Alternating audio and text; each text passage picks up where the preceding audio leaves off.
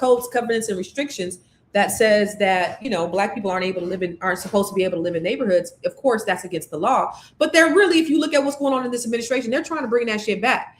And so we've not been in the wealth game a long time. And we are, according to, there was a study back in 2024 that said between 2019 and 2022, and I just did a little reel about it yesterday, between 2019 and 2022, Black wealth grew faster than any other demographic, which is awesome, between 2019 and 2022. And the reason of that is because of home ownership. Now, home ownership is the number one way that we can build wealth. Okay. Wealth, number one, wealth is passed intergenerationally, but number two, biggest wealth builder is through real estate. And a lot of those people who were able to pass their wealth was because they had land, they had property, and they were able to pass that wealth. In 1862, 173 million acres of land were given away, but not to Black people. We didn't get to take advantage of that. In 1865, Black people were promised 40 acres, and we never got to take advantage of that. But then if you look at the early 1900s, we did start building communities all over the country. And when we did, they bombed them and burned them down. Then when you had the Industrial Revolution, when we started coming into these neighborhoods, they started moving away, white flight, taking the taxes, the property taxes out of the communities and creating blight with white flight. And then you had urban decay. And then you had, all of these discriminatory practices. That's why redlining and puffing and blockbusting, these are terms that we use inside real estate, but that's the reason why that they're here, is because they had to make them against the law because they used them against Black people. Blockbusting, that's when you tell people Black people are coming, Black people are coming, Black people are coming. And they're causing a panic to make white people move out of neighborhoods. That's blockbusting. They did that. It's against the law. Puffing is when, well, not even puffing, redlining is when they would not fund or finance properties in Black neighborhoods and other minority neighborhoods. So really, we haven't had an opportunity to really take advantage of wealth building. It's as simple as that. So now that we have 2019 to 2022, we had the largest growth out of any other race. Congratulations. Give yourselves a hand. 44% of Black people are homeowners. Congratulations. Give yourself a hand. Now, that's compared to 70% of white homeowners, of course, right? So 70% of our white counterparts are homeowners. Only 44% of Black people are homeowners. But I still look at that as glass half full, because in spite of 400 years of oppression, of oppressive laws, of racist laws, still 44% of us are homeowners. And then we're still growing. Okay, so when the interest rates were low in 2020, we were getting homes at record numbers. A lot of you ain't trying to move up right now because you're trying to take advantage of the real estate market, of the interest rates, because rates are much higher now. But I'm going to tell you, even if you did not get in at that time, I have some investment properties that I bought in 2020 that I'm actually selling right now. 3% interest rates, 2.5% interest rates. That it's hard because I have such great interest rates. My home right now, I'm going to tell you right now, this home, I have a very high interest rate. I don't even want to tell you the interest rate on it. But my thing is this, and this is my message to you. If you are waiting on the interest rates to drop, you're going to be you also risk the chance of prices going up. And then when interest rates drop, other people are also going to be in the market to purchase homes. So you're going to be competing with a lot of different people. So even though the interest rates went down, you might not be able to get the home that you want. So my advice is get the home that you want now. Okay. Get the home that you want if you could afford it. When the interest rates drop, refinance it, and then you can save money. Instead of waiting until the rates go down, prices are going up. Now you have more competition. Get in the game now. Warren Buffett said, don't wait to buy real estate and wait. And so I'm giving you the same advice. And I'm just giving it to the people who look like me. Okay. So I want to get into this real quick because I'm not going to be before you very long, but I do want to talk to you about the 7 biggest mistakes that causes families to lose their wealth after somebody dies. So I took you through the history lesson because I wanted to explain to you like why we're in this position that we're in. First of all, I think, I can't get mad at us for being in the position that we're in. The system caused it, but we fought through it anyway. And so congratulations, Black people, for fighting through it anyway, for having redlining and predatory lending. They have still been predatory lending up until this day. Wells Fargo, Bank of America, all of these big banks have been heavily fined by the CFPB in the last couple of years, 23, 2024, 2025. They have been fined for providing predatory practices and predatory loans to people of color. And now what the lobbyists have done is they've given Trump some money to his ballroom or any of his other special interests. And what the administration has done is they pulled back the CFPB. They tried to get rid of the CFPB. When he first got into office, he tried to get rid of the CFPB. What is the CFPB? It's the Consumer Finance Protection Board or agency. And what they're here to do is they are watchdogs to ensure that predatory practices are mitigated. So when banks were charging all these fees, you remember a couple of years ago when banks, because I remember when I would have an overdraft, Bank of America would charge $35. They no longer charge $35. They were charging these exorbitant fees. Wells Fargo got caught for opening up fake accounts, for charging people all these exorbitant fees for no reason. So the CFPB was a third-party watchdog that was not manned by the government, that was able to go after these big banks and find them because of these predatory practices. They had to change their ways. What the Trump administration has done is it took back the powers of the CFPB. Now they're on the side of the special interests of the banks. So that's no protection for us. So they're rolling back these protections. So that's why even when you're getting a home, a lot of people want to go to Wells Fargo. You want to go to your Bank of America. You want to go to your big banks that you bank with because you trust them. Go to people who you trust. I'm a mortgage broker. I own a mortgage company, and I am here to help people that look like me and look like everybody else. I help people from all walks of life. I don't just work with Black people. I work with everybody. But Black people are my priority. But if you work with me or anybody on my team, you're going to get the best interest rates. You're going to get the best service because I exist to make sure that you are in the position that you are in. I can get you the best rates that I can possibly get. Work with people like that, even if it's not with me. Work with somebody who you trust. You know that's not going to take advantage of you, and ask plenty of questions. And here's a big red flag. If you're trying to get into a home, here's a big red flag. If you're asking questions and people are getting upset about it, this is not your person. If you're asking questions, not being in an arrogant way, but if you have true questions, because a lot of times people think, oh, they're trying to do my job, or people are afraid to ask questions because then they think that they're trying to question the people that they're working with. If they don't want to answer your questions, do not work with them. You have the right to work with anybody you want to. Only work with people who are going to get to tell you everything about the process that you need to know. Don't take it for granted, and who are going to look out for your best interest. Okay. So now that we have the wealth, now that you're getting into your homes, so you're in your home, you're building wealth, you're building equity. Equity has grown 25-30% over the last several years. So if you purchase a home, maybe 3-4 years ago, I purchased an investment property, a lower end investment property some years ago, I think say back in 2021. By 2023, I had $100,000 in equity. Where else can you get that type of return on investment? When 2 years to make $100,000 off of a property, that's equity. That's investment. You can't do that in the stock market unless you put a large amount of money in. Real estate is where you can go in, where you can put a nominal amount of money. You can put 3.5% down, live in it, build the equity. The money, every dollar that you're putting in there, you're paying towards your principal. So it's like putting money in the bank. Plus your equity, you're getting money back. You can't do that when you're sitting on the sidelines renting. So you got your home, you got your loan, you got your equity, you're building wealth. Okay, so what do you need to do to pass the wealth? So that's the thing that most people miss. You guys are getting in your homes, you're building your wealth, but the part that you miss is what happens if you die. What happens to all the wealth that you've built, all the money that you've put in, all that? What happens when you die? Well, you intend to give it to your kids. You intend to pass it to your grandkids. My mama said, look, my kids ain't getting nothing. All my kids got their own houses. My grandkids is getting my stuff. Maybe you want to give it to your grandkids. I don't know. But if you don't set it up now, you don't get to determine what happens to your house, to your property, to your equity. So let me just talk to you about 7 mistakes that I see people make. Okay. So the first mistake is they think, I have a will. I have a will. I'm gonna put it in chat. I have a will. Actually, somebody put it in chat. I have a will, so my family will be covered. Somebody put that in the chat. I have a will, so my family is covered. And now let me just tell you this. Somebody put that in chat. I have a will. Now let me tell you this.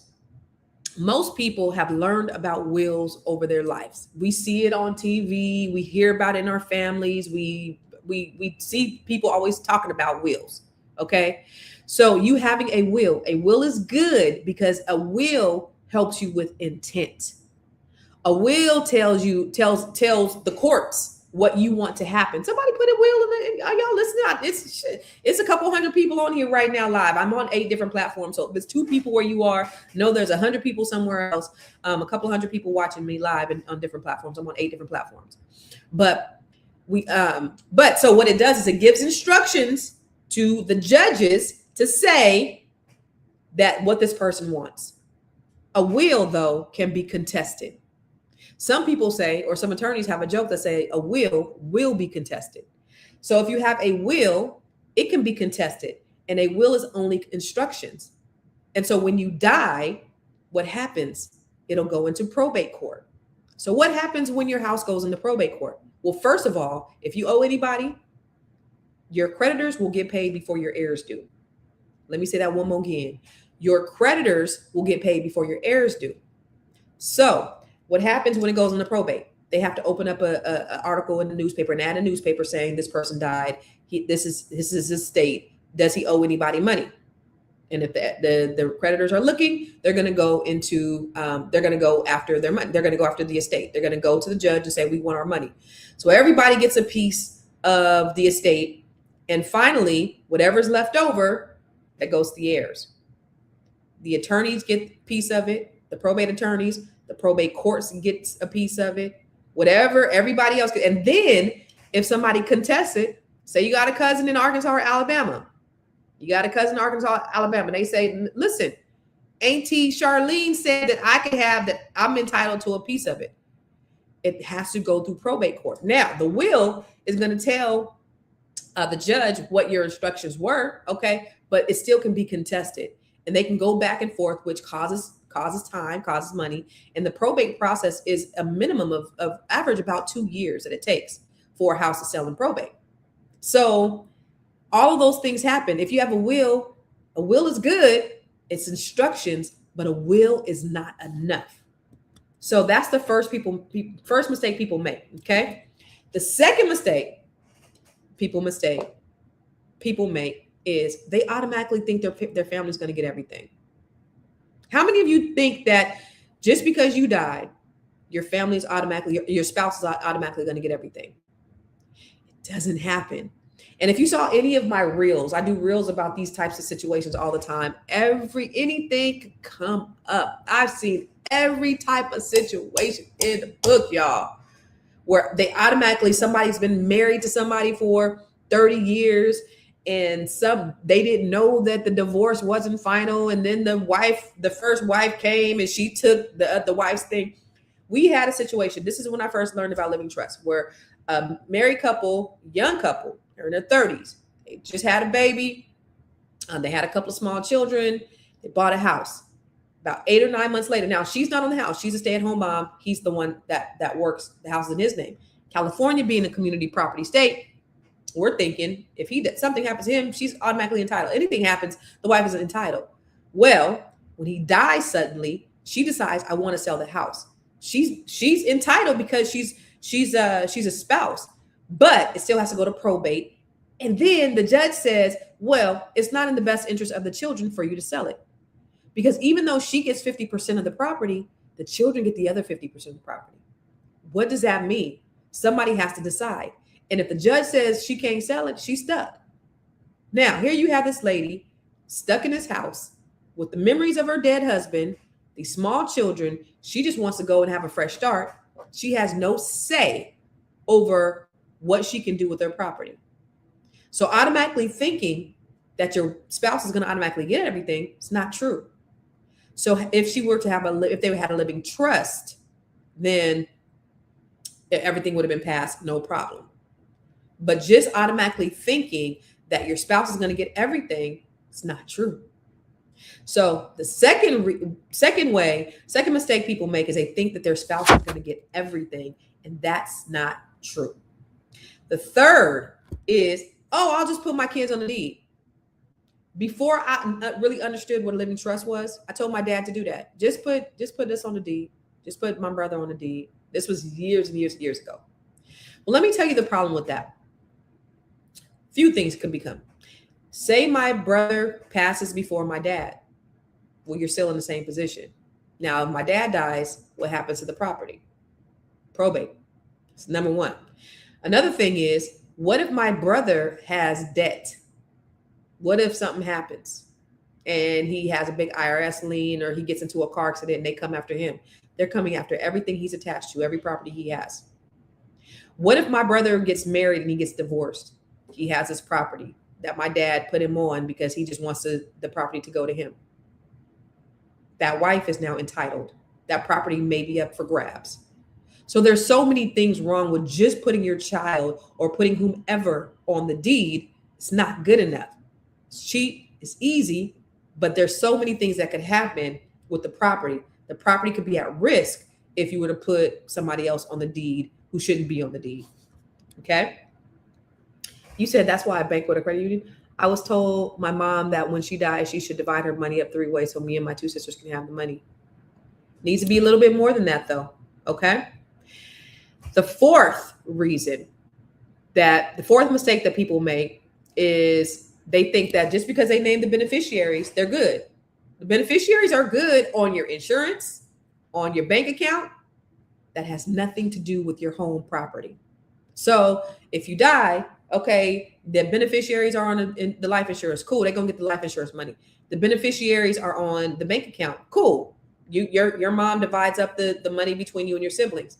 But what happens with the house? It's still going to have to go through probate. So unless there are specific instructions inside of a living trust, you're still going to be dealing with the probate. Same thing.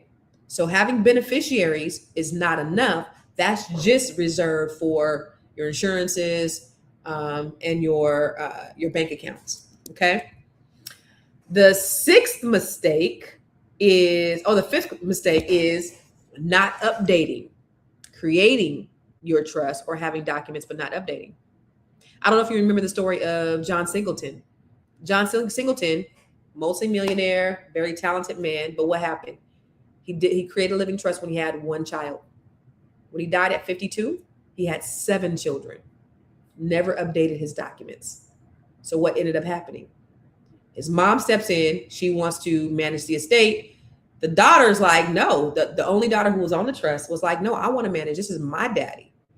The baby mama gets involved and was like, I'm suing the estate because he should have had insurance and he got to pay me back child support. It became a mess. Meanwhile, you have all these 6 other children who need, whose needs need to be addressed. So they had to go fight. So the grandmother is fighting the granddaughter and the baby mama, and all this drama has ensued, and all this stuff is going on. And the courts ended up granting authority to the mother, and she ended up making sure that all the assets were equally distributed. But if you get a trust, it's not important just to get the trust, fund the trust, and then make sure that you update the trust as life changes. So I had a trust when I was married. I'm no longer married. I had to change the trust. I purchased property. I sold property. All of those things had to change. So as my life changed, I had to update my trust to reflect where I was in life, because we never know the day or the hour. So make sure that when you get your documents, that you update your documents according to whatever's going on in your life. Okay? The 6th mistake people make is, I'll do it when I'm older. I'll do it later. I'll take care of it later. What if later never comes? Everybody knows there's no guarantees. There is no guarantees. There is no guarantees. There is no guarantees. There's no guarantees. There's no guarantees in life. So what happens if you do die? We don't know the day or the hour. Nobody knows unless you plan your own death. So if you wait until you get older and older never comes and you have these assets, then what happens? You're back at square one. So do it while you are fully engaged, because here's another thing. What if you lose your mind? Okay, I got older, but now I got dementia. Now I'm an invalid. Now there's something wrong with me and I'm incapacitated and I can't care for myself. You have no power of attorney, which I actually talk about in my book. I show you how to create a power of attorney. I show you how to do medical directives. In case you guys don't know, I have a book about living trust and how to create your own living trust using AI. But all those things, should you become incapacitated, I know what's going to happen if I become incapacitated. I have a breakdown of all my properties, how they should be distributed, the insurances, how they should be distributed, what happens to the family home, how that should be paid off, all the things. Medical directives, power of attorney, all of that should be taken care of while you are young or in vibrant and in your right mind, and not waiting until you become to where you barely hanging on by a thread, or you become incapacitated. It's too late. Do it while you are you got your good senses. Okay. Let's see. The seventh reason. Oh, same thing. I'll do it, get older. I'll do it next year. Putting it off. Next year might never come. Right? Next year may never come. Things may happen. And God forbid it does, but you never want to be in a position. The most embarrassing thing for me would be my kids having to do a GoFundMe or having some type of barbecue dinners or car wash to pay for my stuff because I didn't take care of my business. And even though I'll be long gone, that's not a burden I want to place on them or anybody else. So make sure that you do it ASAP. I don't know if, tomorrow or next week or next year, I won't be here. But what I do know is that my kids will be taken care of if I do. Okay. And then finally, that was it. So it's not just important to get a trust, because you can get a trust, get a document, but you have to fund the trust. And what does funding the trust mean? That means you have to put your assets inside of it. You have to create grant deeds, and you have to have the grant deeds recorded. So this Saturday, I'm doing something very, very, very special. So I already have this book. It's sold thousands and thousands and thousands of copies. And thank you guys for just buying up the book. I have an ebook. You can buy the paperback and go on Amazon.com and buy the paperback and have this. Or you can buy the ebook. Buy the ebook, download it, copy and paste the prompts in, and do all the things. But some people need a little bit more than that. Some of you guys need a little bit more. And some of you guys are needing some hands-on. Well, I'm doing that this Saturday. So this Saturday, I am doing a 3-hour training where I'm going to be showing you how to create your living trust together in a 3-hour session. Okay. I did one a couple of months ago. It was very successful. We had a lot of people there. And so what you can do is you can go to makemylivingtrust.com/masterclass.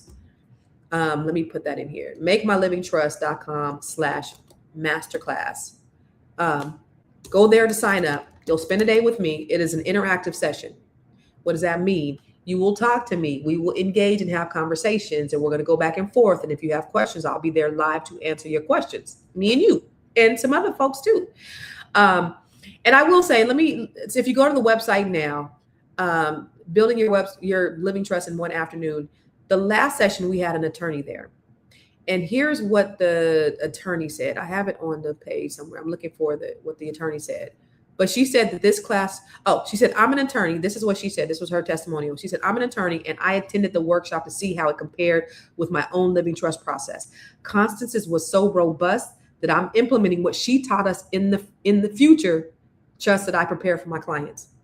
She said, I'm an attorney, and I attended the workshop to see how it compared with my own living trust process. Constance's was so robust, and I'm implementing what she taught us in the future trust I prepare for my clients. That's how robust my trusts are. There was an attorney in there that is taking the information that I taught in this training, and she's doing it. And guess what? She's charging thousands of dollars to her clients because she's an attorney. She's charging this. So basically what I'm gifting you for $197, this attorney is doing the same thing, taking my course. And I'm glad about it. She's actually a part of Net 7 Collective. So I'm happy. I love my Net 7 women. And if you don't know who Net 7 is, they're women that I coach from all over the country. She's been an attorney for over 30 something years, has a very successful practice in Washington, D.C. And she does living trusts. And she's taking the information that she learned in this training, and she's using it for her clients and charging thousands of dollars. And oh, by the way, just in case you guys don't know what Net 7 Collective is, because I mentioned it, I want to tell you what it is real quick. Just where is it at? Here we go. Just real quick. People always ask me, what is the Net 7 Collective and what do you actually learn inside this community? Inside this community, you will learn how to bring your ideas to life. So if you have a dream or a business concept that you've been sitting on, I'm going to show you how to turn it into something real. You'll learn how to set up your business entity. You'll learn how to build your credit so that you can leverage it to build your wealth. You'll learn how to invest in real estate and stocks and additional revenue streams that help you create long-term stability. You'll learn side hustles that generate real income. You'll learn how to build a brand that reflects really who you are. You're going to learn about drop shipping. You're going to learn how to create your own podcast. You're going to learn how to develop your public speaking skills and how to market your business so that it grows. Net 7 was a 12-week program, but I decided to make it a lifetime membership because I'm so invested in Black women, especially with what's going on. 300,000 Black women have lost their jobs. So I want to make sure that these women have everything that they need so that they can thrive in this current environment. I'm committed, and I only want women who are also committed. So if this is something that speaks to your heart, you're trying to figure out your next, then join this community of brilliance. So Net 7 Collective, if you are interested, we actually have meetings every Wednesday night. We have a meeting tonight. Go to net7collective.com if you're interested. This is where I coach Black women from all over the world to increase their business, to increase their revenue, to increase their net worth to 7 figures. So if you are interested in being amongst this group of brilliant Black women, I mentioned we have lawyers, several lawyers, doctors, judges, business professionals. And let me tell you something, your network is your net worth. And so being in a community of Black women who are just killing it, I'm looking for there it is, Net 7 Collective, I'm looking for the banner. If you want to be around Black women who are killing it, this is definitely a community. You could schedule a call with me. Go to this website. If you're interested in learning more, go to the website. You'll see everything about it. But if you want to schedule a one-on-one with me, it's a timer. Timer off. If you want to schedule one-on-one with me, you could do that on the website. So go to net7collective.com. But I just went to Instagram and I seen a bunch of comments and a bunch of questions on Instagram. And oh, by the way, I'm on about 8 different platforms. So I'm on Instagram, Facebook, YouTube, everywhere I am Constance Carter. And so your questions don't come on the screen on Instagram, but it does on YouTube and on Facebook and all the things. So let me go over to Instagram real quick and answer some of the questions on here. So somebody said, what's the name of the book? It's Create Your Living Trust Using AI. So you can get it at Amazon, or you can go to makemylivingtrust.com. Let me put that on the screen. You can go to makemylivingtrust.com, and that's where you can pick up the book. Let's see. Make My Living. So you can go to makemylivingtrust.com. That ain't what I wanted to do. Makemylivingtrust.com, and you can pick up the book.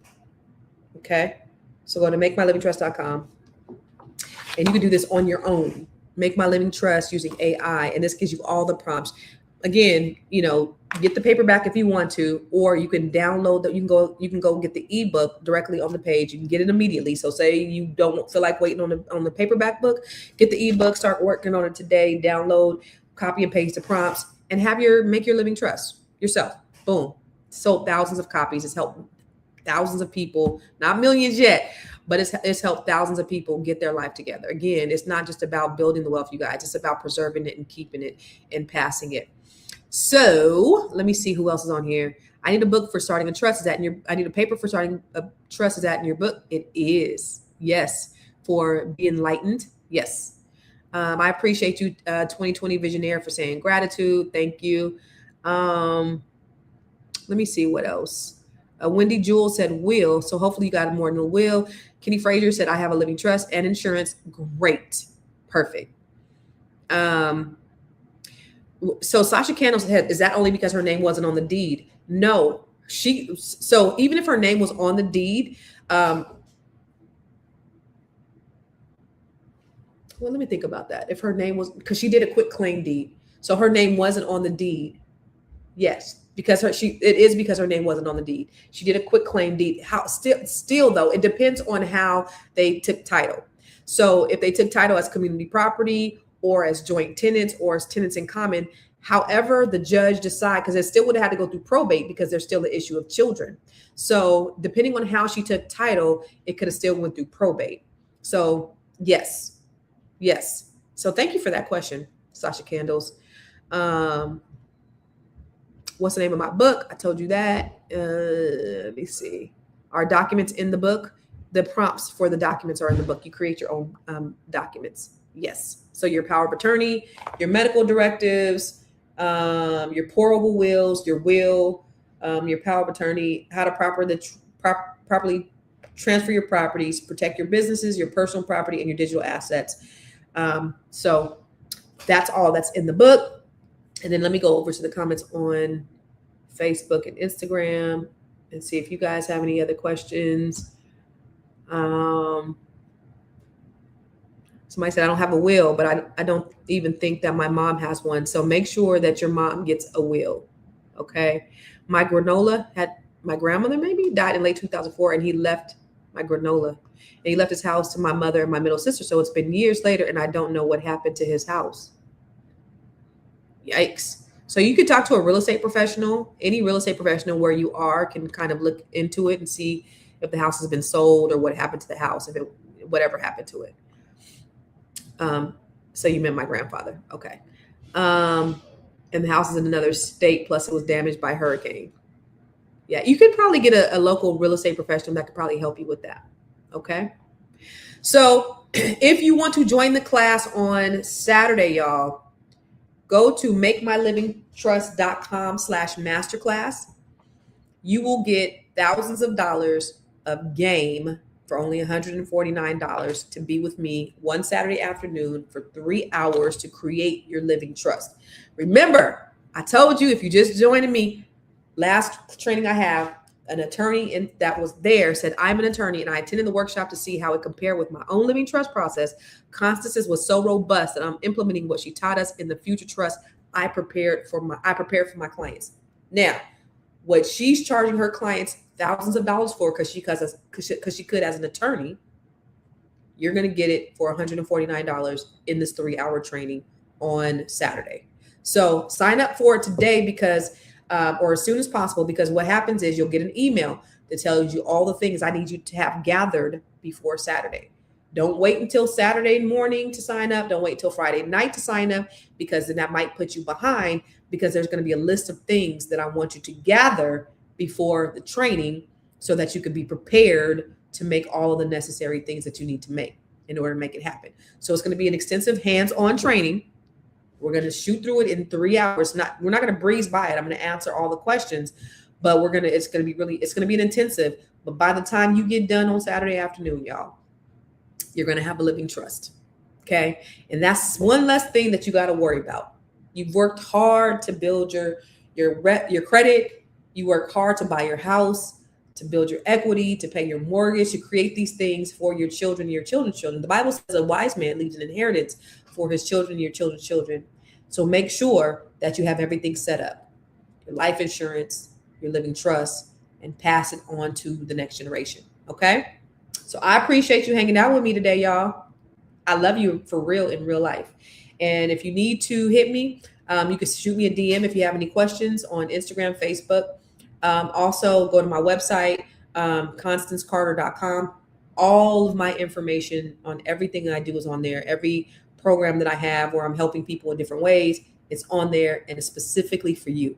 But I want to see as many people as possible in this masterclass on Saturday. And if you can't attend it live, you will be able to get access to the recording for the people who register. Okay.